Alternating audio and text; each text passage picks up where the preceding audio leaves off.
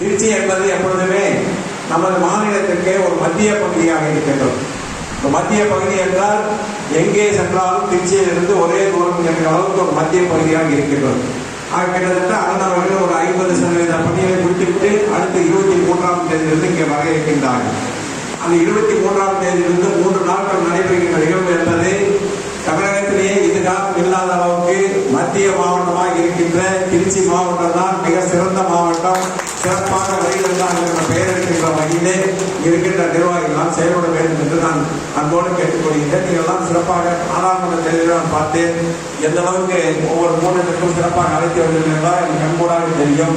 இருந்தாலும் கூட இப்பொழுது தொகுதி வாரியாக வர இருக்கின்ற காரணத்தினால் அந்த தொகுதி வாரியாக எந்த தொகுதியில அதிக கூட்டம் வந்தது என்பதை விட மக்களை அதிகமாக அழைத்து வந்து அதனை பார்க்க வைக்க வேண்டும். ஏனென்று சொன்னால் அண்ணன் அவர்கள் மீண்டும் முதலமைச்சராக வேண்டும் என்றுதான் தமிழகம் முழுவதுமே மக்கள் எதிர்பார்த்துக் கொண்டிருக்கின்றனர். அந்த அளவுக்கு இந்த ஆட்சியாளர்கள் மிக வெறுப்பாக இருக்கின்றது. இன்னும் 6 மாத காலத்தில் நாம் தேர்தலை சந்திக்க இருக்கின்றோம்.